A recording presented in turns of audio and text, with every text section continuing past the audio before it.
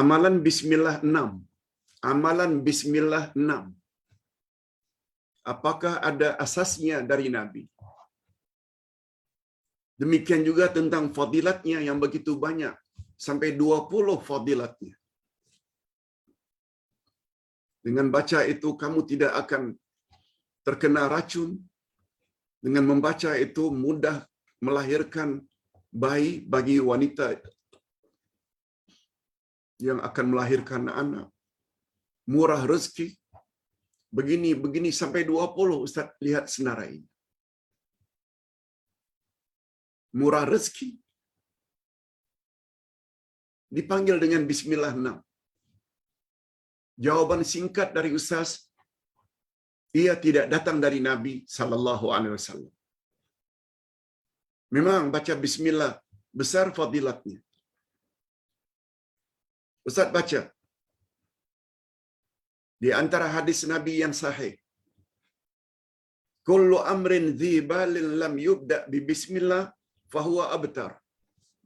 Setiap amalan yang baik tidak diawali dengan bismillah, maka terputus perbuatan tersebut dari mendapat keberkatan. Tidak berkat perbuatannya. Nak menulis bismillah, nak makan bismillah, nak minum bismillah, nak keluar rumah bismillah, nak menyembelih bismillah. Yes.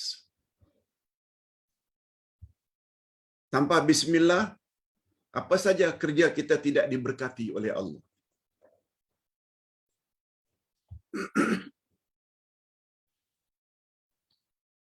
Nabi juga pernah mengajar kita membaca bismillah. Bismillahilladzi la yadurru ma'asmihi syai'un fil ardi wala fis sama' wa huwas samiul alim. Ini Ustaz tulis dalam buku Ustaz, yaitu di dalam buku wirid pagi petang ada, dalam buku Munajat Ahli Sunnah wal Jamaah juga ada, dalam buku koleksi doa dan zikir juga ada. Dan ini pernah diamalkan oleh sahabat Nabi, yaitu Khalid ibn Walid, yang dipanggil dengan singa Allah, yang memimpin 50 peperangan sebagai panglima, orang paling depan. Beraninya. Beliau pernah dicabar oleh Yahudi.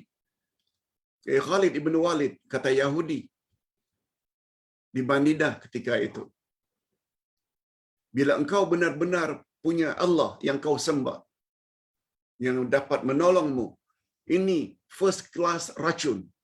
Racun nomor 1.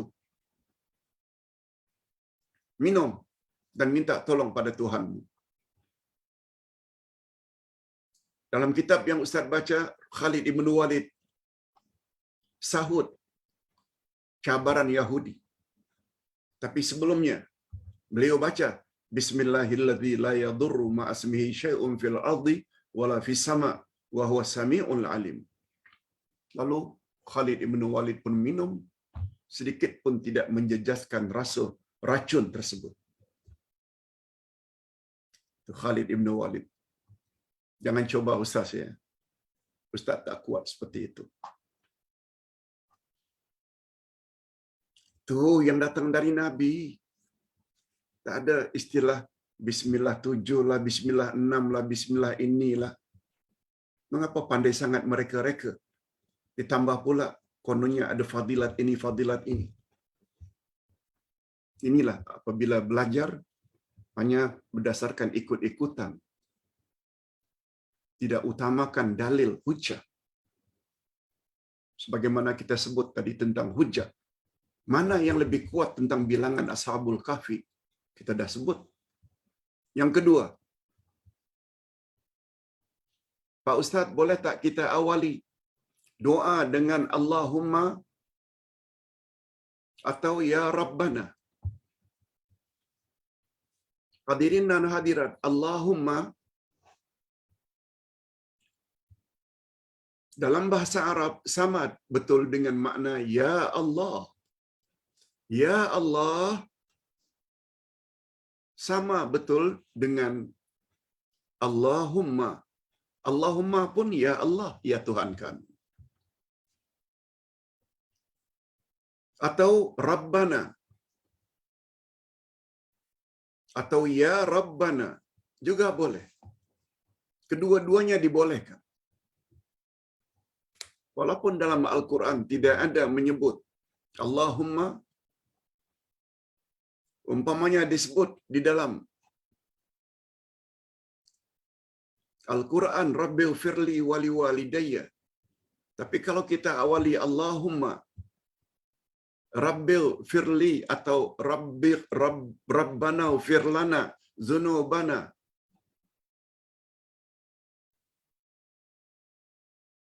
Rabbana hablana min azwajina wa dhurriyyatina, diawali dengan Allahumma, dibolehkan, tak ada jadi masalah. Sebab itu doa. Kita tidak membaca ayat Quran. Jadi ringkasnya, mengawali doa dengan Allahumma boleh, ya Rabbana juga boleh, Rabbana saja tanpa ya juga boleh. Sebagaimana Rabbana atina fid dunya hasanah, sebab kata ulama tafsir, tersirat sebenarnya, bukan tersurat tapi tersirat. Rabbana itu dengan makna ya Rabbana. Pertanyaan yang ketiga. Pak Ustaz, saya dapat video seorang ustaz mendakwa bahwa orang hidup boleh berjumpa dengan orang mati dalam keadaan jaga. Hadirin dan hadirat, kita dah jelaskan beberapa kali tentang hal ini berdasarkan ayat 15 dan 16 dari surat Al-Mu'minun. Begitu jelas Allah Subhanahu wa taala berfirman, apabila kamu sudah mati, hanya pada hari kiamat saja kamu boleh baru dibangkitkan oleh Allah.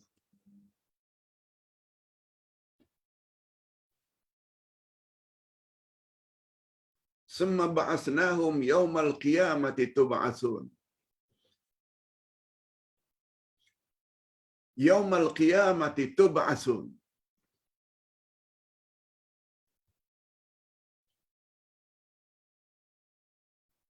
Apabila kamu sudah mati, hanya pada hari kiamat saja kamu baru dibangkitkan oleh Allah. Ulama tafsir dan ulama akidah mengambil dalil dari ayat tersebut, ayat 15 dan 16 dari surat Al-Mu'minun. Bila kamu sudah mati, hanya pada hari kiamat saja kamu baru dibangkitkan.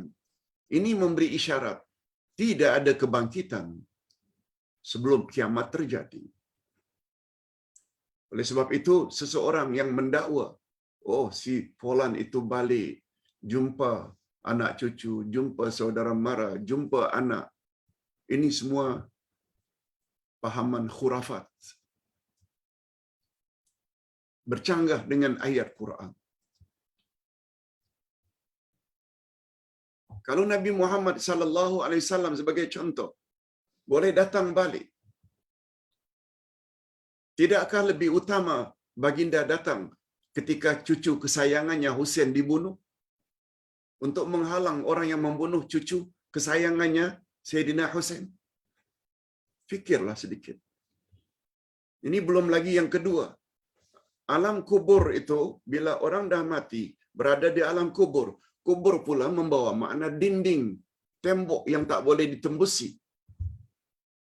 Nak balik ke alam dunia, alam sebelum alam kubur tak boleh, karena ini barzakh. Nak masuk ke alam akhirat juga tak boleh. Akhirat baru bermula bila kiamat terjadi. Adapun tentang mimpi, itu bab lain. Mimpi boleh. Malah semua kita diperbolehkan dan ada kemungkinan bermimpi Nabi Muhammad sallallahu alaihi wasallam dalam mimpi. Dibolehkan. Itu bukan bermakna orang-orang yang mati itu hidup balik, jumpa orang hidup. Itu jawaban Ustaz.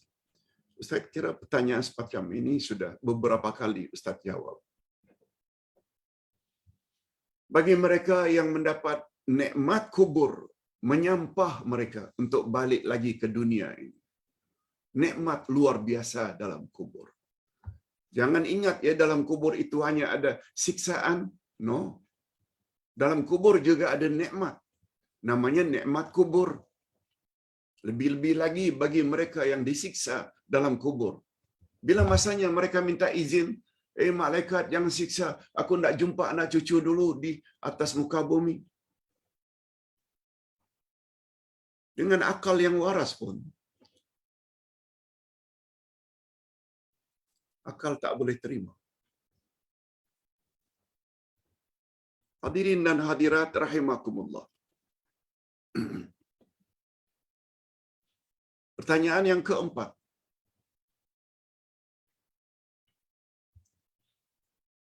Pak Ustaz pernah sebut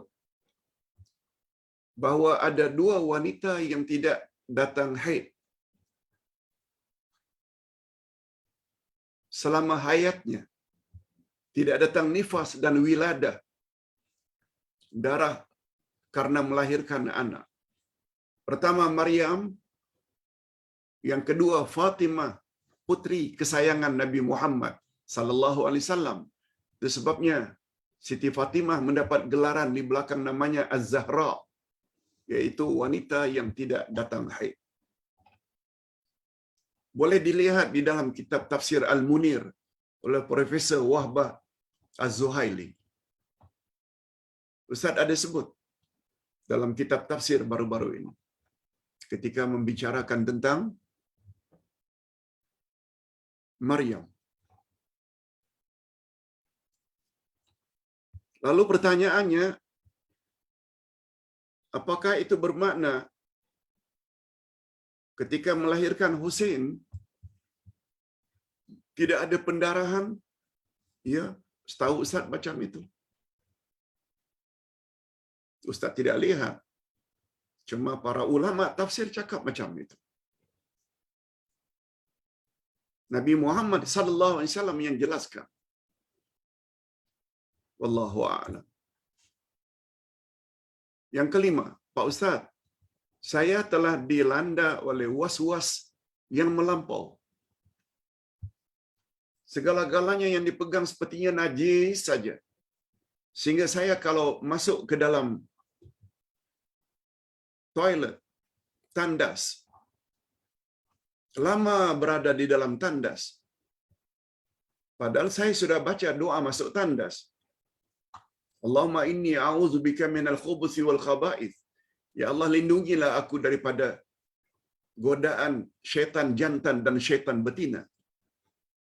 Tapi masih, Ustaz boleh tak beritahu bagaimana cara untuk mengatasinya? Hadirin dan hadirat,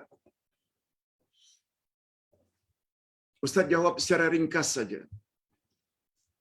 Bisikan-bisikan ini ada 3 jenis. Bila bisikan itu kepada Rasul atau Nabi, namanya wahyu.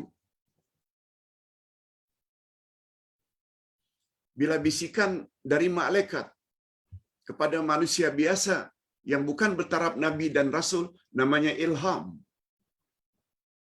Sebagaimana perkataan Jibril kepada Maryam bahawa Maryam akan dapat anak, itu namanya ilham. Tapi lain halnya perkataan malaikat Jibril kepada Zakaria yang beliau akan mendapat anak bernama Yahya. Itu wahyu, sebab Zakaria adalah nabi. Nah, yang ketiga, bila bisikan itu datang daripada syaitan, itu namanya waswas. Min syarril waswasil khannas.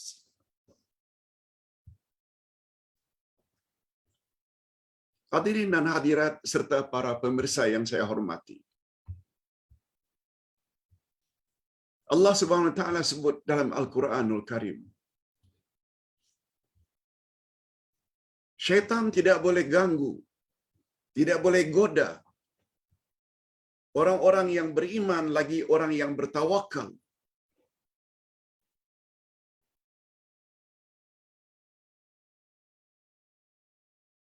Coba lihat ayat yang ke-99 dari surat An-Nahl. Sesungguhnya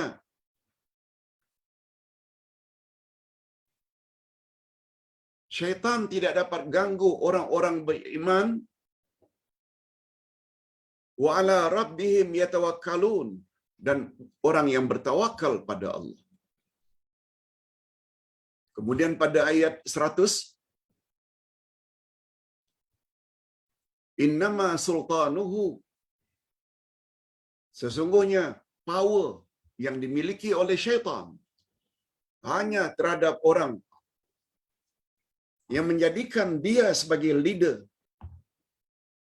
Apa saja yang dibisikkan oleh syaitan ikut. Itu bermakna dia telah jadikan syaitan sebagai pemimpinnya, sebagai bosnya. Dan yang kedua, syaitan ada kekuatan terhadap orang-orang yang banyak melakukan syirik. Ini kepada yang bertanya khasnya. Jangan dengar cakap syaitan. Bila dengar cakap syaitan bermakna awak telah angkat dia sebagai awak punya pemimpin. Yang kedua, awak jangan buat syirik. Dengan kata lain, cara yang paling baik adalah perkuatkan iman, perkuatkan akidah. Apalagi Allah Subhanahu wa taala berfirman di dalam Al-Qur'anul Karim, inna kaidash syaitan kana dha'ifa. Sesungguhnya tipu muslihat syaitan itu sangat-sangat lemah. Allah sebut, inna kaidash syaitan, tipu daya syaitan itu sangat-sangat lemah. Ustaz tidak setuju istilah orang-orang kita, oh dia itu kesurupan, kemasukan karena lemah semangat. Bagi Ustaz, bukan lemah semangat, lemah iman. Lemah iman. Nah, kalau Allah katakan syaitan itu tipu dayanya sangat lemah, lalu kita pula dapat ditipu oleh syaitan, bukankah itu bermakna kita lebih lemah dari syaitan? Lemah apa? Lemah iman, lemah akidah, lemah pegangan. Sebab itu, perkemaskan ilmu akidah, ilmu tauhid.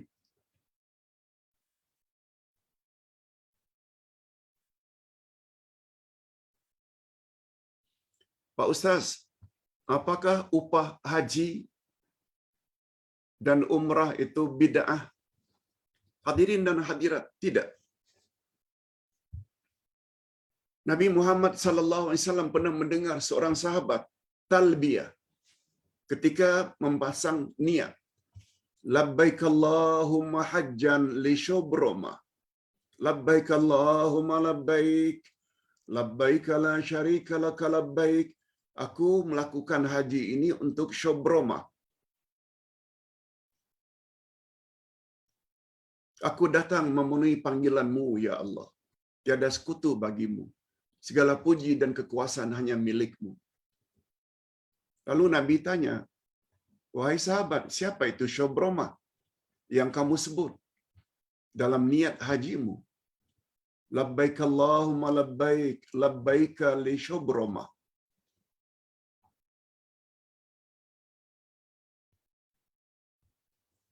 Labbaika, labbaik Allahumma labbaik, labbaika hajjan li Shubroma. Jawab sahabat, Shubromah ini adalah saudara saya. Dia telah meninggal dunia. Lalu saya ganti haji untuk dia. Lalu Nabi pun mengiyakan, tanpa membantah. Itu di antara dalil badal haji itu boleh. Adapun badal umrah, ini keempat-empat imam-imam mazhab, kecuali satu, majoriti daripadanya mengatakan boleh badal umrah.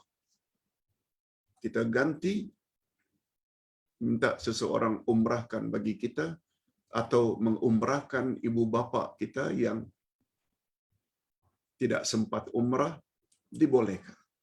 Begitu pandangan ulama fiqh. Boleh hukumnya. Yang terakhir, Pak Ustaz, penzina yang pernah kawin hukumnya direjam sampai mati. Penzina yang belum pernah kawin, muda-mudi yang belum pernah kawin, bila didapati terbukti berzina, hendaklah disebat 100 kali sebatan. Tertera pada ayat 2 surat Nur. Pertanyaan, bagaimana dalam negara kita yang tidak ikut hukum Islam bagi penzina-penzina? Hadirin dan hadirat, dengar baik-baik. Hukum dalam Islam ada beberapa bab hukum yang mesti dilaksanakan oleh pemerintah. Tak boleh individu.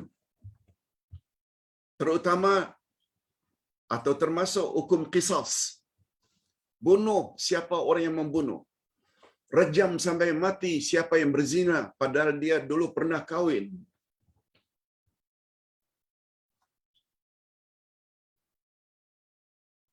Itu namanya qisas. Hudud, potong tangan siapa yang mencuri. Ini semuanya hukum yang mesti dilaksanakan oleh pemerintah. Tak boleh individu-individu.